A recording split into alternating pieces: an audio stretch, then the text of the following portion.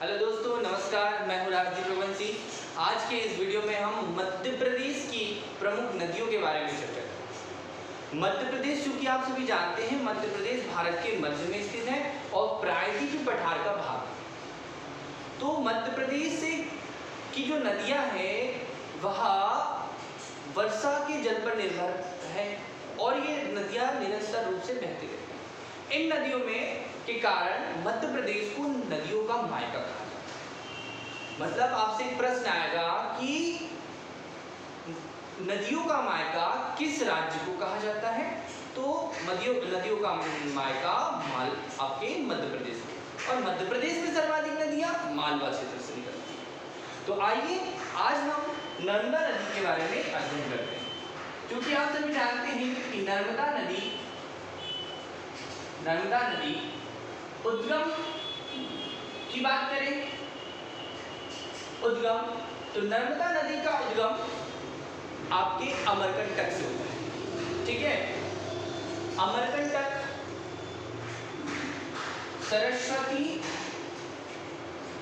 सरस्वती कुंड, पूरा प्रश्न आता है पुष्पराजगढ़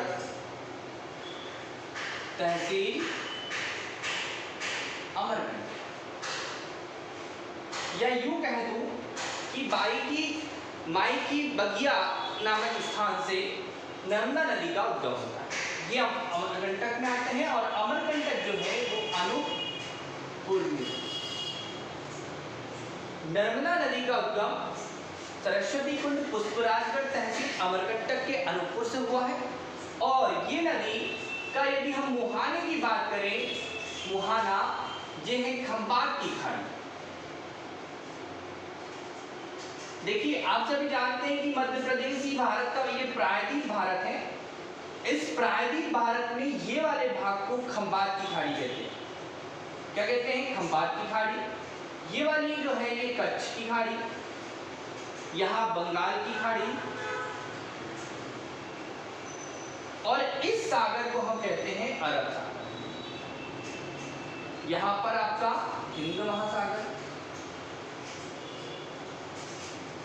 नदियां यदि देखिए तो भारत की प्रमुख दो प्रकार की नदियां हैं।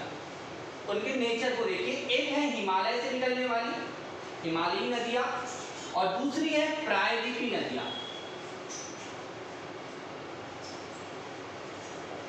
हिमालय की नदियों की लंबाई अधिक होती है, साल भर सतत रूप से बहती रहती है, क्योंकि मतलब बर्फ से पिघलने वाले जल का स्रोत रहता है। प्रायद्वीपीय भारत की नदियां जो होती हैं ये वर्षा के जल पर निर्भर करती हैं।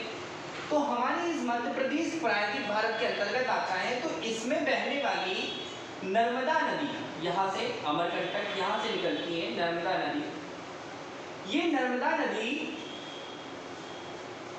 अभी हम मध्य भारत के मैप पर देख रहे हैं, प्रायद्वीप पठार के भाग पर देख रहे हैं। तो नर्मदा नदी पश्चिम, आपको देखिए ये पश्चिम यहाँ पर है, पश्चिम, और ये आपको पता है ये पूर्व है। तो नर्मदा नदी पश्चिम से वाली खंबात की खाड़ी में गिरती है, माने पूर्व से निकलते हुए पश्चिम की ओर बहती है। पूर्व से निकलकर पश्चिम की ओर बहती है, और यहाँ पर है उत्तर भारत और दक्षिण भारत अलग तो अलग करती है।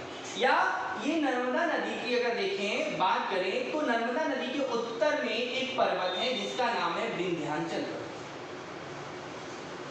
आपसे प्रश्न आएगा कि नर्मदा नदी किस पर्वतमाला से निकलती है, तो याद रखिएगा नर्मदा नदी विंध्याचल पर्वतमाला से निकलती है। विंध्य पर्वतमाला या मैकाल पर्वत श्रेणी, ठीक है, उसी में आने वाली एक श्रेणी है मैकल पर्वत श्रेणी, जो आपके अमरकंटक। ठीक है, ये जो भाग है ये मैंने बनाया है, ये है विंध्याचल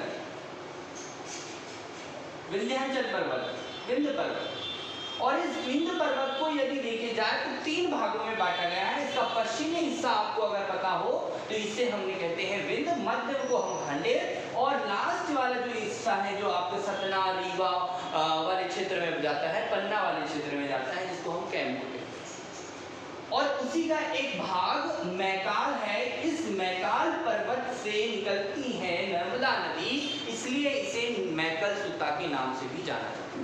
मैकल सुता देखिए आपको मैं बता दूं कि नर्मदा नदी के बहुत सारे उपनाम भी हैं। इन्हें हम रेवा भी कहते हैं, नमोदास भी कहते हैं। अब ये नमोदास एक भूगोल वेत्ता है जो जिन्होंने एक अपनी किताब लिखी है भारत का भूगोल, टालमी, उन्होंने नमोदास कहा है नर्मदा नदी को, है ना।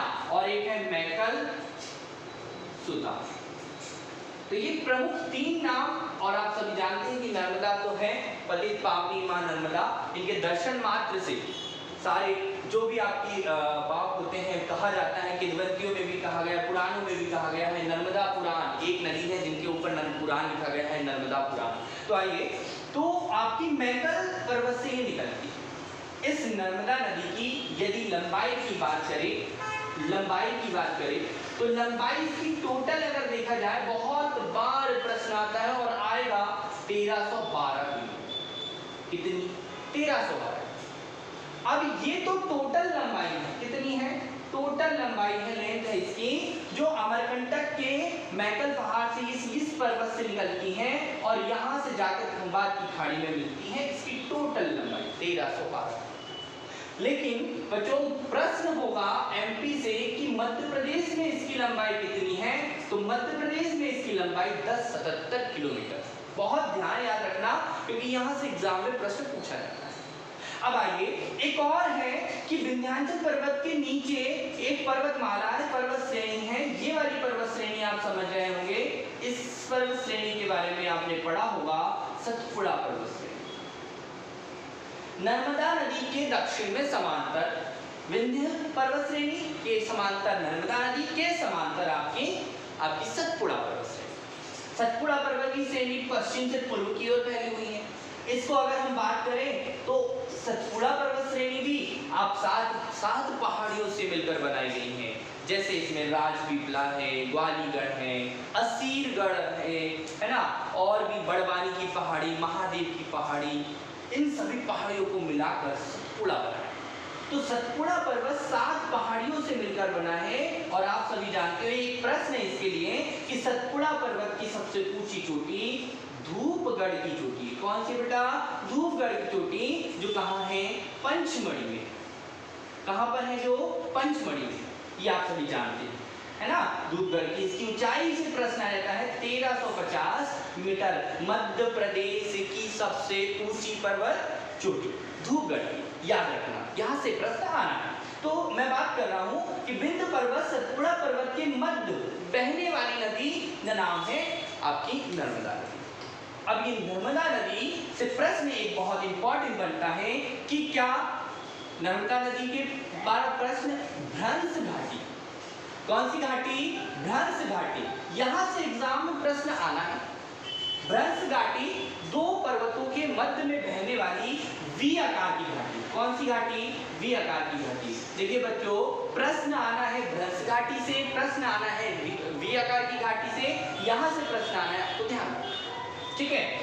आपको ध्यान रखना है कि नर्मदा नदी यहाँ पर, यानी कि जो भी भारत की नदियां हैं वो पश्चिम दिशा में जाती हैं, अर्थात अरब सागर वाले क्षेत्र में गिरती हैं, तो वो क्या नहीं बनाती? डेल्टा का निर्माण नहीं करती। मतलब पूर्व में गिरने वाली नदियां डेल्टा का निर्माण करती हैं और पश्चिम में गिरने वाली नदियां एस्चुरी का निर्माण करती हैं। ध्यान देना कि एस्चुरी का, तो नर्मदा नदी, ये 2 चीजें आपको बहुत ध्यान रखना है। तीसरी चीजें जो है वो है एस्चुरी। नर्मदा नदी एस्चुरी का निर्माण करती है, ठीक है। आपको याद रखना, इसे एक और शब्द कहा जाता है ज्वार नंदमुख। बहुत ध्यान से याद रखना, ये प्रश्न आना है, तय है। तो एस्चुरी, ज्वार नंदमुख, ये आपको बहुत ध्यान से रखना है यार। खंबात की खाड़ी सूरत के पास। चलिए, अब इसकी अगर बात करें तो बहाव क्षेत्र पे देख लेते हैं इसके। मतलब इसका वो क्षेत्र जहां पर ये, जिस क्षेत्र में इसका विस्तार है, यानी कि ये नर्मदा नदी घाटी क्षेत्र, ठीक है। नर्मदा नदी घाटी क्षेत्र की यदि राज्यों की बात करें तो नर्मदा मीना हमारे 3 राज्यों में बहती हैं। एक है एमपी, एक है महाराष्ट्र और एक है गुजरात, ठीक है। अब इन राज्यों में बहती हैं। अब ये क्या है, आपको बहुत ध्यान से समझना है कि इनके टोटल अगर क्षेत्र की बात करें तो ये 93,180 वर्ग किलोमीटर क्षेत्र में इसका बहाव क्षेत्र है। नर्मदा नदी की अनेकों सहायक नदियां हैं, अनेक मतलब अनेक में ये कहूं कि टोटल 41 सहायक नदियां हैं। कितनी है? 41 सहायक नदियां। और इस 41 सहायक नदियों में आसानी से याद रखो 22 से 22 कितनी, तो ये बायां है, बाएं से 22 और दाएं से 19, जिनमें उदाहरण के तौर पर तवा, शक्कर, दूधी, तवा, शक्कर, दूधी, वारना, ठीक है। ये बहुत बार प्रश्न पूछा जाता है। हथनी, कुंडी, हिरण, सेब, ये सभी की सभी जो है आपकी क्या है? नर्मदा नदी की सहायक। तो नर्मदा नदी मध्य प्रदेश के अमरकंटक से निकल रही है। टोटल मैंने लंबाई आपको बताई 1312 किलोमीटर मैंने बताई आपको। अब बात करते हैं कि ये 3 राज्यों से होकर गुजरती हैं। अब मध्य प्रदेश के कितने जिलों से गुजरती हैं? एक प्रश्न। दूसरा प्रश्न, आप सभी जानते हैं कि कर्क रेखा, आपको पता है कर्क रेखा भारत के मध्य से होकर गुजरती है। कौन सी रेखा? कर्क रेखा, ट्रॉपिक ऑफ कैंसर, 23.5 डिग्री। तो उत्तरी अक्षांश रेखा कर्क रेखा, तो यानी कि ये नदी कर्क रेखा के समांतर भी बहती है, कह सकते हैं। कर्क रेखा मध्य प्रदेश से के 14 जिलों से होकर गुजरती। कितने बेटा? 14, ध्यान रखना 14 जिले। और नर्मदा नदी 15 जिले। कितने? 15। बहुत ध्यान से याद रखना। अगर हम इसकी यात्रा को देखें तो अमरकंटक से निकलती है, मंडला, डिंडोरी, आपके जबलपुर, नरसिंहपुर, होशंगाबाद, हरदा, खंडवा, खरगोन, बड़वानी होते हुए अलीराजपुर होते हुए ये नदी आपके महाराष्ट्र से गुजरात खंबात की खाड़ी में गिर जाती है। चलिए, तो मैंने आपको नर्मदा नदी के बारे में बताया। नर्मदा नदी भ्रंश घाटी में बहती है, वी आकार की घाटी में बहती है, एस्चुरी में का निर्माण करती है, खंबात की खाड़ी माने अरब सागर में गिरती है, कर्क रेखा के समांतर है। कर्क रेखा 14 जिलों से जाती है मध्य प्रदेश के, जबकि नर्मदा नदी 15 जिलों से गुजरती है। महाराष्ट्र, गुजरात और मध्य प्रदेश तीनों राज्यों में बहती हैं। 93,180 वर्ग किलोमीटर क्षेत्र में इसका जो आप क्या कहते हैं बहाव क्षेत्र है, ठीक है। और एक इंपॉर्टेंट बात कि नर्मदा नदी भारत की 5वीं बड़ी नदी, कौन सी नंबर की? 5वीं बड़ी नदी है। ये भी प्रश्न आता है, ठीक है। इसको बहुत इंपॉर्टेंट से आपको याद रखना। इसके कई नाम हैं, अलग अलग नाम से भी जानते हैं, जैसे कि गुजरात की जीवन रेखा, भारत की मध्य प्रदेश की जीवन रेखा, ठीक है। तो ये भी आपको ध्यान रखना है। यहां से प्रश्न। चलिए, अब जो नर्मदा नदी से जुड़े हुए उन प्रश्नों को हम देखते हैं जो इनकी परियोजना से और इस पर स्थित कुछ प्रमुख जलप्रपात होंगे उनके बारे में देखते हैं, क्योंकि नर्मदा नदी से प्रश्न आना है, ठीक है। नर्मदा नदी से बहुत सारे प्रश्न आना है, आगे देखते हैं। इतना समझ में आया? यदि आपको कोई दिक्कत हो तो कमेंट कर दीजिए। चलिए, नर्मदा नदी को अब हम एक मैप के माध्यम से देखते हैं। मध्य प्रदेश में नर्मदा नदी का बहाव क्षेत्र क्या है, ठीक है। देखिए, एग्जाम में प्रश्न आपसे पूछा जा रहा है कि भैया मध्य प्रदेश में ये किस दिशा से किस एरिया में बहती है। तो आपको मैंने एक वीडियो में बताया हूं कि मध्य प्रदेश के प्रमुख जिले, संभाग, है ना, मैंने उनके बारे में बताया। तो यहाँ पर वही चीज आपको ध्यान रखनी है कि कौन सा जिला कहाँ पर है, इंपॉर्टेंट है। तो आप सभी जानते हैं कि यहाँ पर है अमरकंटक, और इस अमरकंटक, ठीक है, कालिदास ने भी अमरकंटक का वर्णन किया है। अमरकंटक के इस पर्वत का वर्णन किया है। आपके उनने अपनी बहुत सारी किताबें लिखी हैं, जिसमें मेघदूतम लिखा है, जिसमें उन्होंने इसका उल्लेख किया है। तो अमरकंटक से प्रमुख 3 नदियां निकलती हैं। नर्मदा भी निकलती हैं, सोन नदियां इधर जाती हैं, नर्मदा नदी इधर जाती हैं, और जोहिला नाम की भी नदी से निकलती हैं। चलिए, हमें अभी तो बात करनी है किससे? अभी बात करनी है नर्मदा नदी से। तो आइए, नर्मदा नदी, ये हुई आपकी नर्मदा नदी। इसके उत्तर में मैंने बता दिया आपको कौन सा पर्वत, विंध्याचल पर्वत। दक्षिण में मैंने आपको बताया सतपुड़ा पर्वत, ठीक है। नर्मदा नदी यहाँ, तो हम नर्मदा नदी के प्रमुख जलप्रपात को देख लेते हैं। तो जलप्रपात की बात पूछी जाती है, बहुत बार प्रश्न पूछा जाता है जलप्रपात। चलिए, नर्मदा नदी अमरकंटक से निकलती है, अनूपपुर जिले में ही दो जलप्रपात का निर्माण करती है, एक कपिल धारा और एक दुग्ध धारा। कपिल धारा, दुग्ध धारा, इन दो जलप्रपात का निर्माण करती है, ठीक है। फिर आगे आती है जबलपुर। तो जबलपुर में ये बेड़ा घाट, सफेद संगमरमर की नगरी बेड़ा घाट में धुआंधार जलप्रपात का निर्माण करती है। महेश्वर के निकट ये आपकी सहस्त्रधारा जलप्रपात का निर्माण करती हैं। और ये महेश्वर यहाँ पर आ गई, यहाँ पर खंडवा है, खंडवा में ये दर्दी और मानधार, जिसको हम मानधार कहेंगे, ये दो जलप्रपात का निर्माण। वहीं पर खरगोन में मैंने बताया सहस्त्रधारा, ये है महेश्वर। तो कपिलधारा, दुग्धधारा अनूपपुर में, बेड़ाघाट में धुआंधार जलप्रपात, कौन सा, धुआंधार जलप्रपात, और खंडवा में दर्दी मानधार और सहस्त्रधारा। याद रखना, तवा नदी इसकी बड़ी सहायक नदी है, जो पचमढ़ी की पहाड़ियों से निकलती है होशंगाबाद में, और होशंगाबाद के बांद्राबाद नामक स्थान पर आकर इनका संगम हो जाता है, ठीक है। आपको ध्यान रखना है,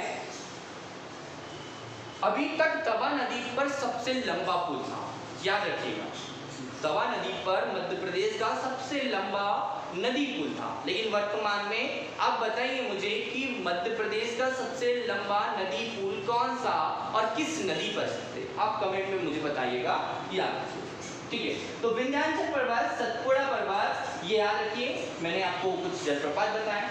अब हम परियोजना की बात कर लेते हैं।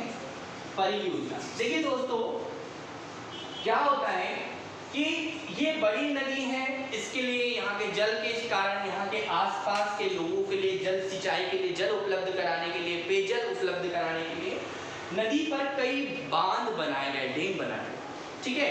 तो अगर हम टोटल बात करें तो यहाँ पर 29 बड़ी, 135 मध्यम, बहुत ध्यान से देखिएगा, मध्यम, यहाँ पर बड़ी, और 3000 लघु परियोजनाएं कार्यरत। 29 बड़ी, 135 मध्यम और 3000 लघु परियोजना। देखिए, इस वीडियो में इस टॉपिक नर्मदा नदी से संबंधित मैंने जो भी बताया है, हर एग्जाम में पूछा गया और आएगा। आप बस ध्यान से एक बार देखिए इसे और पढ़िए, प्रश्न आना तय है आपकी। तो अगर मैं कुछ बात करूं परियोजनाएं की, तो उनमें सबसे बड़ी एक परियोजना हम देखते हैं जो सबसे पहले बनाई गई है, वो है आपकी इंदिरा सागर परियोजना। इसको पुनासा भी के नाम से भी जानते हैं। किस नाम से? पुनासा। क्योंकि ये इंदिरा गांधी जी द्वारा 1984 में इसका उद्घाटन किया गया, इसलिए इसको इंदिरा गांधी इंदिरा सागर कहा गया। खंडवा के पुनासा में स्थित है, इसलिए इसको पुनासा डैम के नाम से। हनुमंतिया टापू आपको इसी परियोजना के, इसी सागर के एक छोर पर आपको हनुमंतिया टापू नामक का एक पर्यटक स्थल मिलेगा। तो इंदिरा सागर परियोजना पुनासा, यानी कि याद रखना है कि इसकी शुरुआत 19 नींव 1984 में इंदिरा गांधी द्वारा की गई और मनमोहन सरकार द्वारा 2006 में इसको राष्ट्र को समर्पित किया। बहुत बड़ी पनबिजली परियोजना भी है, यहाँ पर जल से उत्पन्न होने वाली बिजली यहाँ से सप्लाई की जाती है। ओके, याद रखना, मैंने आपको बता दिया इंदिरा सागर सब कहाँ पर है, ये आपको खंडवा में है। उसके बाद में एक और बात करते हैं, सरदार सरोवर। दोस्तों, सरदार सरोवर परियोजना का बहुत विरोध हुआ क्योंकि काफी क्षेत्र इसके जल भराव क्षेत्र के कारण यहाँ से विस्थापित करना पड़ा। आपको ध्यान रखना है, यह एक प्रश्न पूछा जाता है कि इंदिरा सागर परियोजना के लिए किस एक बड़े से शहर, प्रसिद्ध शहर जो प्राचीन शहर में से गिना जाता था, उसको हटाया गया। तो एक हरसुद नाम का शहर जो खंडवा में आता है, उसे हटाया। याद रखिएगा, प्रश्न पूछा जाता है। तो सरदार सरोवर परियोजना जो है ये काफी वर्ष पुरानी परियोजना है। ये मध्य प्रदेश, गुजरात, आपको याद रखना है, गुजरात, राजस्थान और महाराष्ट्र चारों राज्यों की संयुक्त परियोजना। ठीक है, ये महाराष्ट्र में ही इसका बांध बनाया गया है, ये भी आपको ध्यान रखना है। मतलब नर्मदा नदी पर बनी हुई सबसे बड़ी परियोजना है। ठीक है, इसी के बाद में आपको याद रखना है ओमकारेश्वर परियोजना और महेश्वर परियोजना।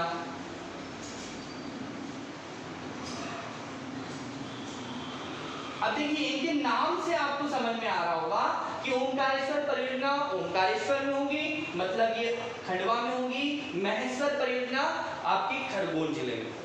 ठीक है, तो इंदिरा सागर, सरदार सरोवर, ओमकारेश्वर, महेश्वर। बरगी परियोजना नर्मदा नदी की सहायक नदी बरगी नदी पर है। तवा परियोजना नर्मदा नदी की जो सहायक नदी तवा है, तवा पर है।